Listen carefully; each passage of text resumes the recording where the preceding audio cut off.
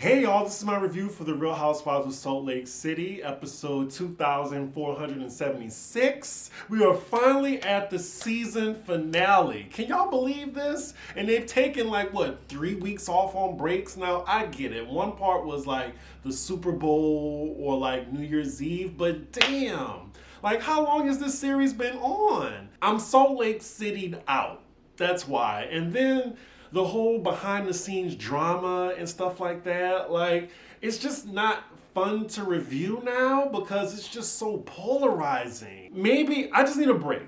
That's all. I need to get to a different city. I need to get to my Bravo Black shows, but I'm tired of Salt Lake City. I know we just got the announcement finally of the reunion. It's 3 parts, thank God. So we got 3 more weeks of this, and then we're gonna jump right into Candy and the Gang, which is, I'm kind of excited about doing. So let's get into this season finale because I'm trying to remember where we left off. It's been 2 weeks since I've even thought about Salt Lake City. So we open the episode with Lisa Barlow and her husband, and they're going to check out the venue where she's having her tequila launch at. She has been promoting this tequila brand all season. Now, it's probably not a launch now that I think about it. It's probably just a party showcasing her tequila. And of course, I have a party for this because you're promoting your brand. It's basically her skinny girl. And production stays with the joke. So they have a counter at the bottom of the screen of how many times she says, I love and hate something. She literally says love maybe 16 times in a clip montage. Oh, the producers. They probably do need an Emmy for this season of Housewives. So next we have a little scene with Mary and her son. They're playing putt-putt golf. I really think they just went to this place for 5 minutes just so they can film themselves doing this, and they left. And oh, look at her son. He looks kind of cute here. And I love that red coat he has. Lord, Mary and them wigs. I'ma miss making fun of those. So next scene, we're with Jen Shah at her rented house, and she's talking to her second assistant, and it looks like they're packing up stuff and moving. I forgot that she has to move out this rented house because she can't afford it anymore. I wonder what their real house looked like in the first place because they've always filmed in a rented house. So they're moving out of their 9,000 square foot house into a house that's 4,500 square feet, basically half. It's just 3 of them anyway, her youngest son, her, and her husband. Now, I do agree with Jen on this. Packing is my least favorite thing to do. Moving, period.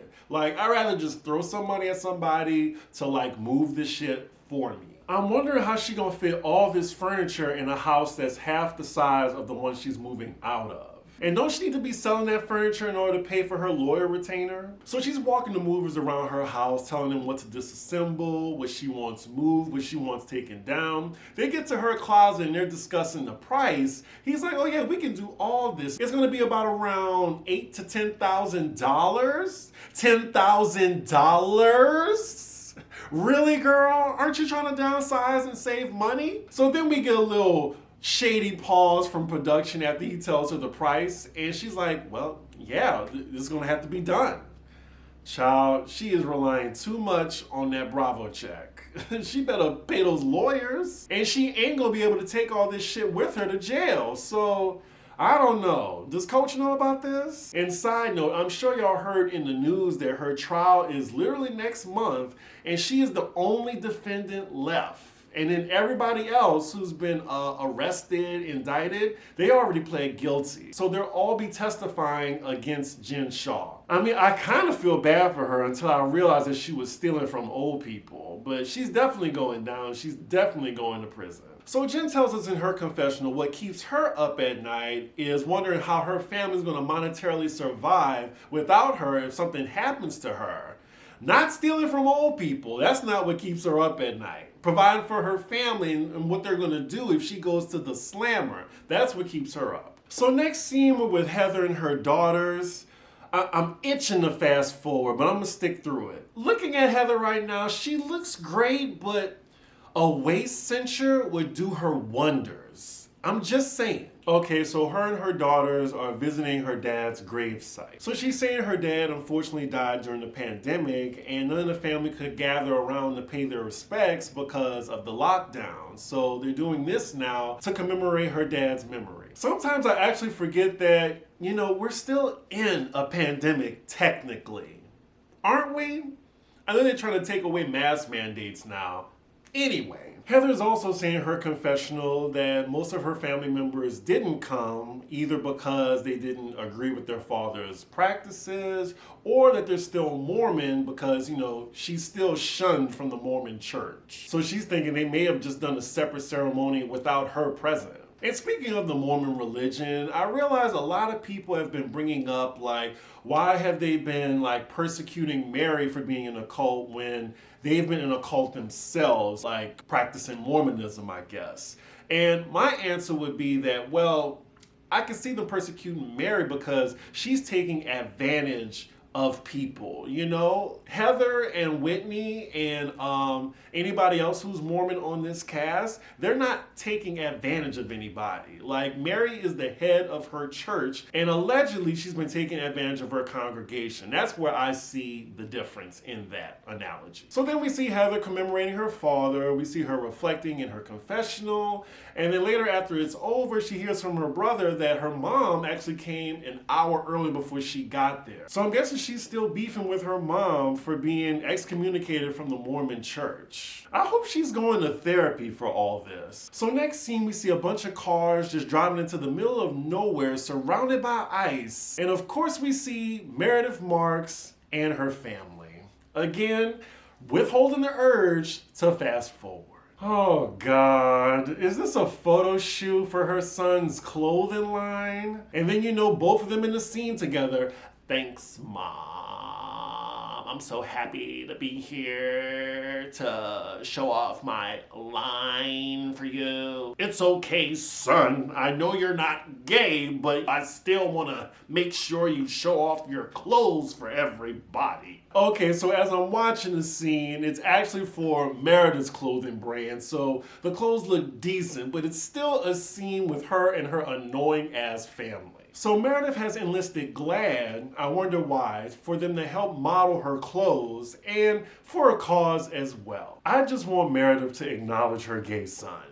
She refused to say the label. She refused. I'm just wondering why she can't just say, I'm proud of my gay son. Low key, I think Meredith believes that Jen outed her son, and that's why she's so angry about that. And I'm just like, girl, you have to be headless in order to not know that your son is gay. Okay, so the photo shoot is going well. We get a cheesy moment between Meredith and her husband. Fast forward. Okay, so next scene, we're with Whitney, who is in the house in a scandalous swimsuit that's riding up her ass, and it looks like she's setting the table. They about to just sit down and eat. And this is all to surprise her husband who just walks into the house. I guess that's nice. I mean, if I had a man or whatever, I think I would like this too. He is smiling from ear to ear. Whitney do have a bomb-ass body, and he left his wife for her. Oh, correction, he left his family for her. I'm just wondering, if I'm the husband, what am I supposed to do with the cameras right there? I can't do what I want to do. Because first and foremost, the clothes would be on the floor. We can eat later. Let's get this out the way. And then what, the camera's just gonna film us doing that? Oh my gosh, she did not just pour the champagne on her titties just... What is she doing? I don't want to see this. Oh my God. And her husband just dove right in between her breasts. I don't blame him, but still. So they followed him in the bedroom too. Fast forward. So now, she got him to strip down to his boxers. And I think she removed the top of her swimsuit, and they're just doing painting right now. And they're painting each other in their bedroom. I am speechless. I cannot believe they captured that right now. Oh my God. Wow. They are on the floor, paint all over each other, and he just spanked her. Okay, we're moving on. We're 30 minutes in. Commercial. So next scene, we get a montage of the ladies getting ready for Lisa's tequila event. We see Jen wigless, getting ready in her chair, she's getting her makeup done. We're with racist Jennie now and her adorable kids. Fast forward. And now we're with Lisa as she arrives to her event. And it looks cute. I like the setup. Really, Lisa, this is the food that you provide for your guests? Pizza and churros? Where's the steak, the tartare, the black cod being passed around? Pizza and churros? So wait, she made it a theme for 80s and 90s, but she still don't want people to dress too 80s, like show up like Madonna or something. Okay, you should have just had a regular event then. Can production stop using that annoying ass Instagram filter while I'm trying to watch this? So most of the ladies have arrived with the exception of Meredith and Mary, of course. They look good so far, like no one looks tragic. So we see Meredith pulling up and she does not look thrilled to come to this party.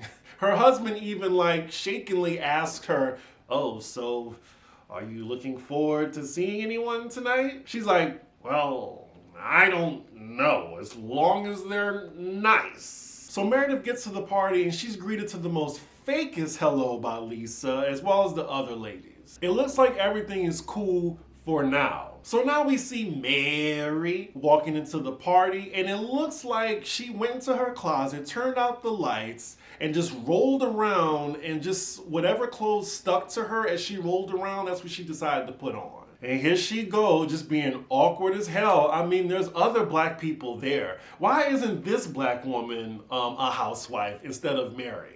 I'm sure she's not self-hating. And I'm sure Mary didn't say hello to them because they're black and she don't want to be around them. But y'all cape for this woman so much. But anyway, I'm not even about to get into that. So then messy production asks Mary in her confessional, why didn't she taste Lisa's tequila? And then she said, well, her tequila tastes like water. Like it's just flavorless. Kind of like how Lisa is. I mean, they know Mary will give them a soundbite they can use. Okay, so along with the pizza and the churros, Lisa also has like a little stir-fry station for the guests. I guess that's cute. So now we see racist Jennie as she's looking at Mary talking to somebody else. In her confessional, she's saying that Mary's being rude right now because she didn't speak to her at all. I mean, y'all don't see eye to eye. Y'all don't like each other. If I saw a bitch I didn't like at a party, I would pay them dust too. So later on we see Mary conversing with Jen's husband. He's telling her that she felt really welcomed at her church. And then Mary tells him, oh yeah, you know why? Because I told them to be nice to her. Like I led them. Again, giving cult vibes.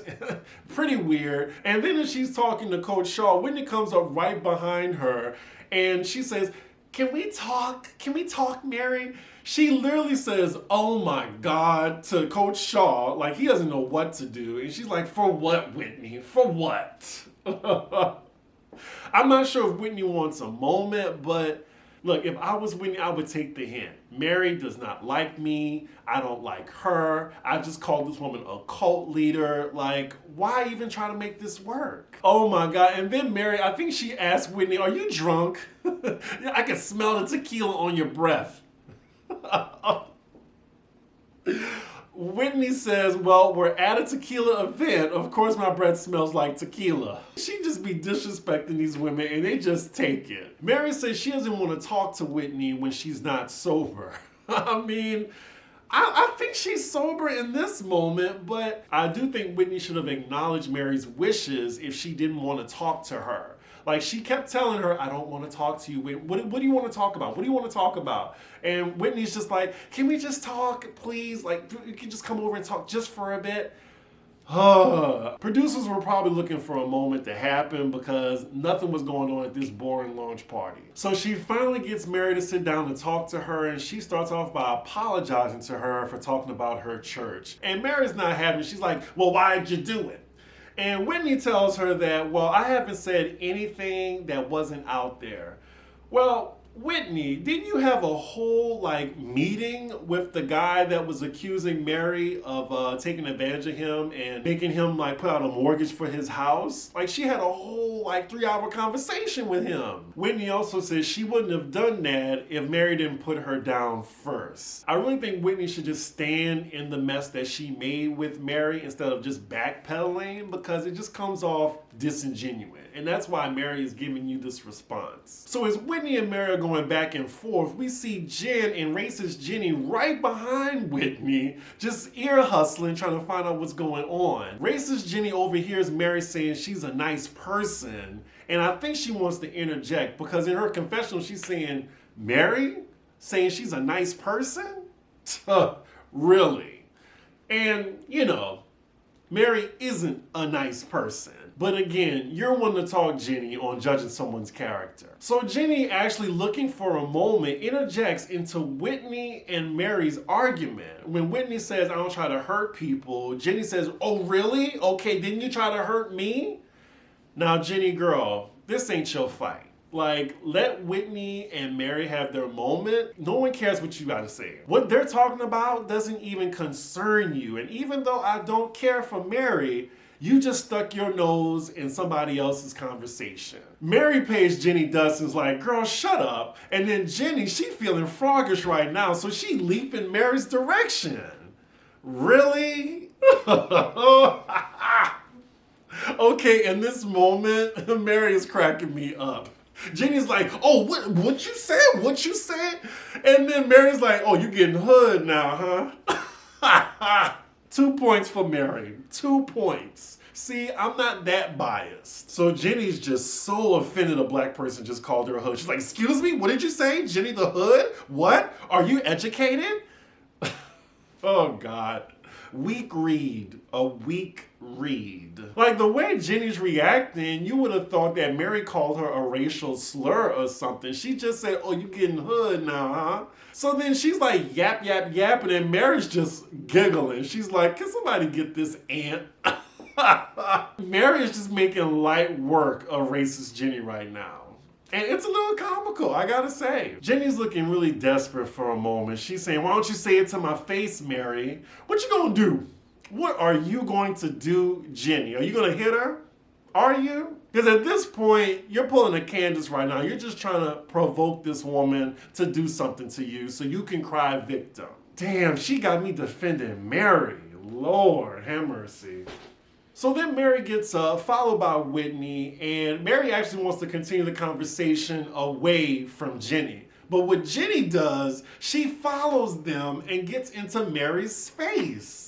Like, is she drunk? This is a very awkward moment because all I see on racist Jennie's face right now is thirst. Like, you have Mary walking away from you. Why are you following her? Mary is making Jennie look like a fool right now. Like, Jennie's just still mouthing off and saying, what are you doing? Don't roll your eyes at me. Don't make that face. Mary is literally just walking away from Jennie. She has not said anything. So I'm just wondering, why is she so turned up right now?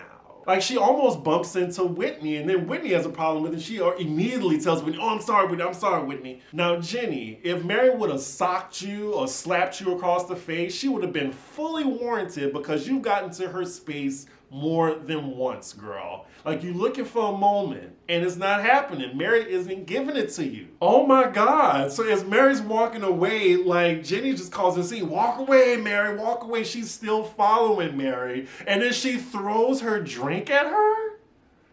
Wow. Like, crazy ass Mary didn't even deserve that. She's walking away. She's trying to diffuse the situation by getting away from you. You look crazy now. Wow, and everybody at the party's mouths drop. I cannot believe this. You let Mary make a fool out of you. A racist fool. Of course, Jen's commentary, I mean, that was rich. She's like, Jennie, been there, done that. And my drink went a little bit further than yours. And then we get a little reminder from the producers from last season. Jennie knew to throw that drink lightly in Mary's direction so it don't hit her. She did it on purpose for a moment. I am shaking right now because I can only imagine if someone threw a drink in my direction. Like, I don't sound like I'm from New Orleans, but you will know I'm from New Orleans when I step to you. Mary's face right now, she's just like, did this little bitch just throw a glass at me?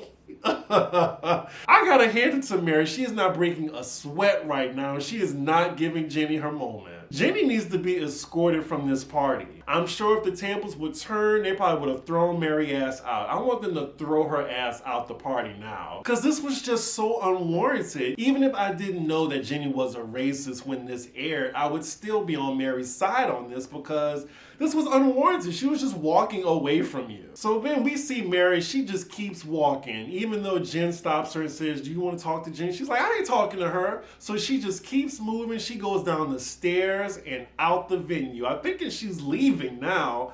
And then she says in her confessional that no one stepped in to defend her, not even her good friend Meredith, when Jennie threw that glass in her direction. So she said, it really tells me who my real friends are. She has a point.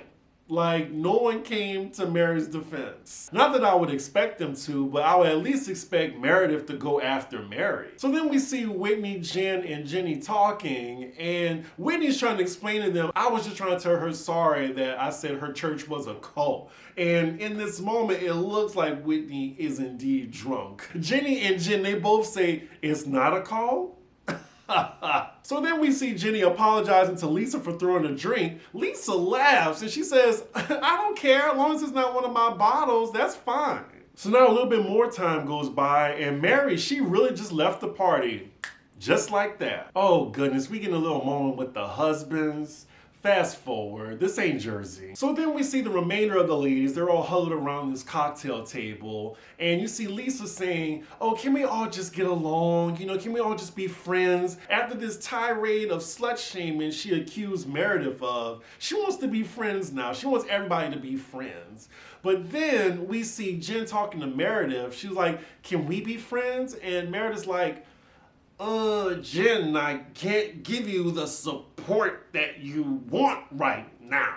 I mean, Meredith is not going to just say she's your friend, Jen. She's not. Meredith tells Jen that she's dealing with her own pain and trauma. And Jen tells her, well, you're dealing with your pain and trauma, but you're dealing with everybody else except me. Why can't Jen just accept what Meredith is telling her right now? And Meredith is telling her very calmly. Heather is trying to smooth the situation over and trying to calmly tell Jen what Meredith means by the pain and the trauma. She's saying that, you know, she let you in, it got a little bit too close for comfort, she feels betrayed, and now she needs a break. She needs time. And then Jen tells Heather, I need you to tell her that I didn't talk about her marriage. And as soon as she brings that up, Meredith is like, okay, I'm not about to rehash this right now. And now it's going off the rails. It has gone left with 5 minutes left of the season finale.